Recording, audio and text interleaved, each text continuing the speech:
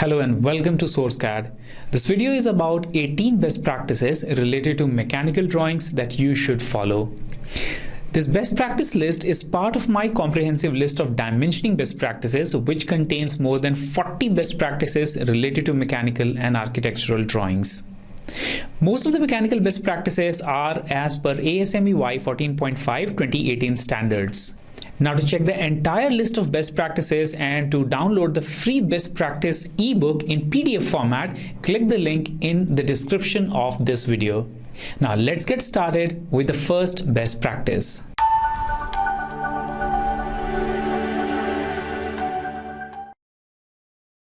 Alright, so now let's start with the first dimensioning best practice.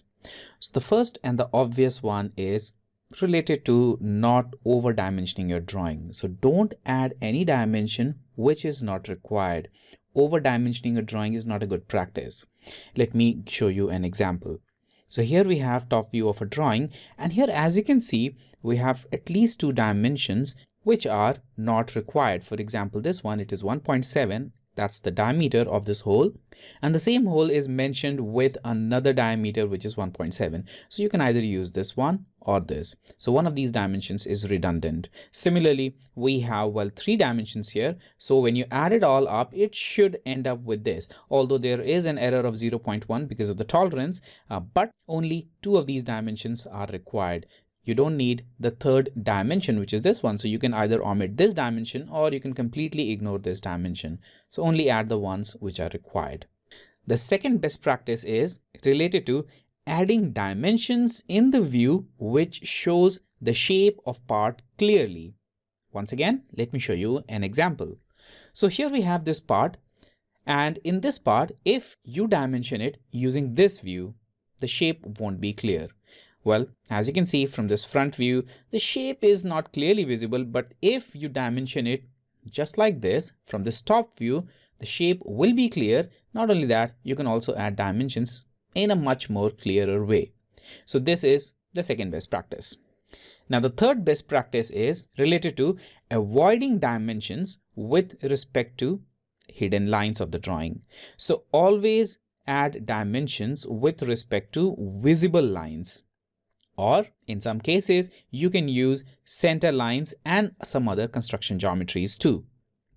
Let me show you another example here. So we have this part here, right? And in this part, it has been dimensioned kind of like this.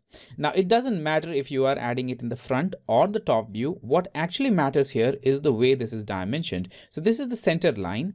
This one is center line, but these are hidden lines. This line is hidden line. And as you can see, the dimension is added with respect to center line here. That's just fine. But now it is added, this 1.9 is added with respect to a hidden line. That should not be done. Instead, you can add dimension like this. Now the same dimension is added here. So 1.6, 1.9, 3.6 and 1.3. But in all of these cases, the dimensions are added with respect to visible lines. So try adding dimensions with respect to visible lines. The next best practice is quite obvious, and this is related to keeping your drawing clean. So always add the largest dimension value furthest from the drawing object. If you do that, smaller dimensions can be placed relatively closer to the drawing object, and this just makes entire dimensioning process very clean. Let me give you an example here. So here we have 2 drawings, and as you can see, the largest dimension is 9.4. If you add the largest dimension like this, then all the smaller dimensions will eventually cross the dimension line, which is of course not very clean. If you compare it with this one, the largest dimension is furthest from the drawing, and all the smaller dimensions can fit in properly, which looks clean as well. All right, let's move on to the fifth best practice. And this is quite an important one. You should dimension your drawing with respect to the manufacturing process used. Now again, here's the example. Now we have this plate, and in this plate we have added 4 holes using drilling. Now, as we have added these holes using drilling, you should add dimensions with respect to the center point. So here the dimensions are added from center to center, here also from center to center, because the drill distance is usually measured from center to center. So this is with respect to the manufacturing method used, and you can use the same for other manufacturing methods. If you've used machining, CNC machining, milling, whatever the method is used, just try dimensioning with respect to that manufacturing method. Then we have the best practice number 6, which is once again related to keeping your drawing clean. So never cross the dimension lines and avoid crossing extension line as well. If it is at all necessary that you need to just cross the dimension line, then add a small break. Now we can do that directly in AutoCAD using the break feature of dimension, but try to avoid this if at all possible. When an extension line is crossed, no break is required. It's required only when a dimension line is crossed. Again, let me show you an example. So here we have two drawings, and this is a clear example of how not to dimension your drawing. In this drawing, the dimension line is crossed by the actual drawing. Here, this dimension line is crossed by this extension line. Of course, try avoiding this. So here, look at this one. We have all of these dimensions placed very symmetrically, no intersection whatsoever, and so is the case here. But if for whatever reason it is not possible to avoid intersecting the dimension lines, then you can add a small gap in the dimension line using the dimension break feature. Now this one is quite obvious. When we add dimension for an arc, we use r as the prefix, r for radius, and when we add dimension for a circle, we use phi symbol. Phi is for diameter. Now when you add dimension on an arc, for example a fillet, then use radius value. And when you are adding dimension for a complete circle like a hole or a cylinder, then you should add diameter symbol, which is this phi symbol. In AutoCAD, this is done automatically. So if you select the radius dimension, AutoCAD will automatically add R prefix. And when you select diameter, it will automatically add phi prefix. Now, this is the best practice number 8. Extension line should not directly start from the part. And there should be a tiny gap of 1/16 of an inch, which is approximately 1.6 mm. Also, the extension line should be extended to 1/8 inch beyond the dimension line, which is approximately 3.2 mm. Now, let me show you this with again an example. So here, look at this. So we have this dimension and it doesn't start directly from the object. There is this tiny gap of approximately 1.6 mm or 1/16 of an inch. And then we have this extra extension beyond that dimension line, which is approximately 3.2 mm or 1/8 of an inch. All right, now let's talk about the best practice number 9, which is you should add extension line on the nearest point of the drawing. Now this is once again related to drawing clarity. So here is the example. So we are dimensioning this part of the drawing, and if we dimension it like this, of course it's going to intersect well a lot of other lines as well in the drawing, which is not going to look good. If however you add it on the nearest point, of course the extension line will be smaller and the dimension as well as drawing will be clear. So try adding the dimension on the nearest point rather than on the far point of the drawing. Now this one is an important one, but easily overlooked one as well. Lines in the drawing should not be used as dimension or extension line. Now here is the example. Here, this is a clear and obvious example. This may be the way people usually dimension, though you can dimension. I mean, the part is clearly visible, but try not doing that because here we are directly using the part as extension lines. Try not to use it and instead add an extension line like this to dimension your part. Now this is related to the 3D view and dimensioning your 3D drawing. So if you have your 3D drawing and you've added several views to dimension it, then don't show hidden lines in the isometric drawing view, but show the tangent lines in the orthographic view. Let me show you with an example. So here we are. Now, in this isometric view, we are not showing any hidden lines. For example, here we have a hidden line right there, but we are not showing it, though we are showing this tangent line. And here in the orthographic view, we are not showing any tangent line. We are showing only the hidden lines. So this is the hidden line, which is of course this line of the drawing. And these two are also hidden lines for this hole and this hole. So the hidden lines should be visible in orthographic view and the tangent line should be visible in isometric view. Now this is related to adding chamfer, our next best practice number 12. whenever you are adding a chamfer dimension, you don't need to mention angle and the chamfer distance entirely. If it's a 45-degree chamfer, then you can obviously add it using a simple notation, which looks like this.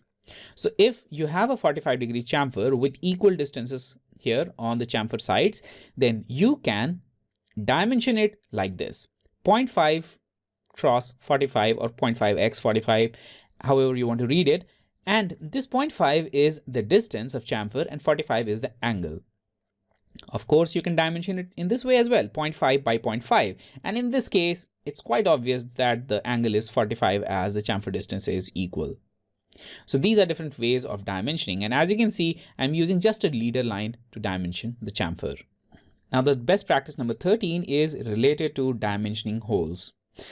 Now, whenever you are dimensioning holes, you should add the entire hole dimension using a leader line, and you can add the manufacturing method using a note somewhere in the drawing, not essentially on that leader line. Now, let me show you an example again. So here we have two different hole types. So here we have a through hole and then we have a blind hole.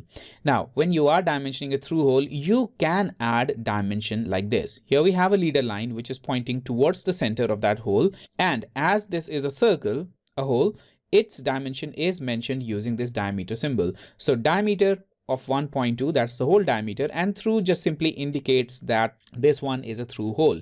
Now you can also dimension it like this: 1.2 drill. Now in this case, I've omitted that diameter symbol. So of course, I mean, if you are drilling it, it's just a complete circle. So 1.2 is the diameter. If you add drill, you don't need to add that phi symbol. 1.2 inch or 1.2, whatever unit drill has been used to create this through hole. You can also dimension a blind hole like this. So we have a blind hole here, and in this case we of course need to add a depth, because in through hole depth is redundant. I mean, it just makes no sense, but here it does. So once again, we can either add the diameter value, the diameter of hole, or the diameter of drill, and then depth. So here, instead of through, we are adding 1.8 unit depth, 1.8 unit depth. So you can add dimension of a hole using any of these methods.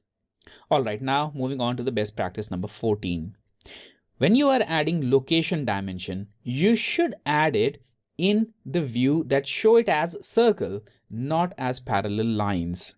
And the location should be labeled from center line. Now, why center line? Well, usually because we use drills for creating holes. And when we do that, we actually want to show the manufacturing method involved. And as we saw in best practice number 5, whenever you are dimensioning your drawing, you should consider the manufacturing method used. So here you should try adding the location dimension of hole in a view that show them as circles. Again, let me show you an example to make this thing clear. So here we have this part. Now in this part, we have this hole right here. And if you want to show the location of this hole, then you can add dimension like this. Now, don't add dimension in this view. Here, it looks like parallel set of lines, and don't add dimension here because it won't add clarity to your drawing, won't show the manufacturing method used clearly. So with respect to the reference surfaces, the distance is 1.8 in this side and 1.8 on this side as well, and we are dimensioning it with respect to the center. Now, this one is a fairly misunderstood concept. Now, whenever you have several similar features, for example, a fillet, and if all the fillets are of same radii, then add just one dimension and add the number of repetitions with that single dimension. So you just don't need to add all the fillet radii in your drawing.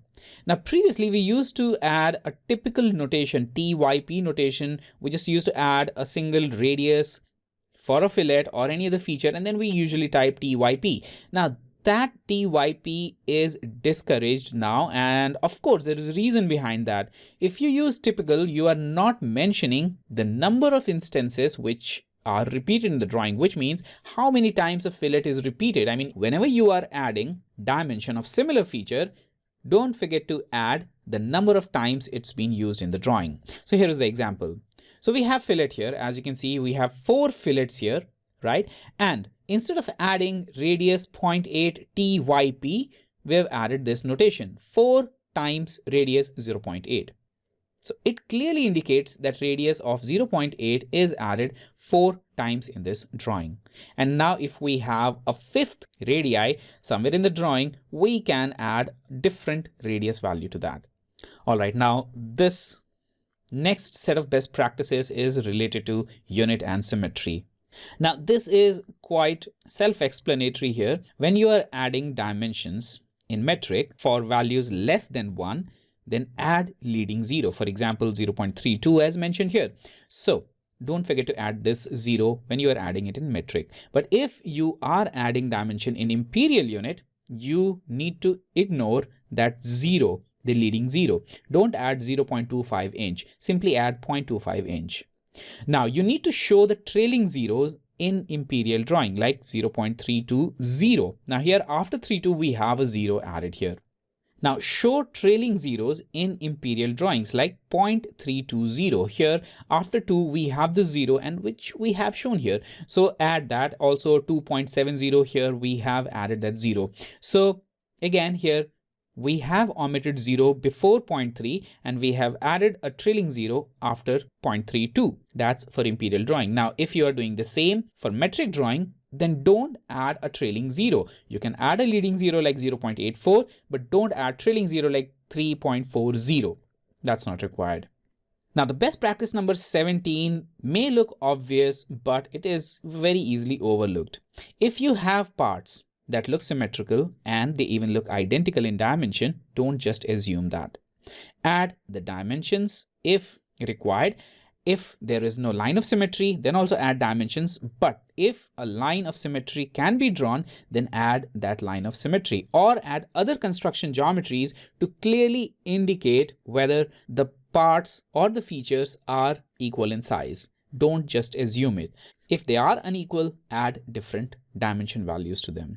If there are several symmetrical features used in the drawing, then you can use a single note. For example, if your drawing has several fillets and all of the fillets are equal in size, then instead of adding number of times radius value which we saw previously, you can simply add a note somewhere in the note section that all fillets are 5 unit in radii. That's it. You don't need to add it for every single radius, or you just don't need to add for one and then add the number of time it's been repeated. If it is similar, just add it using a note.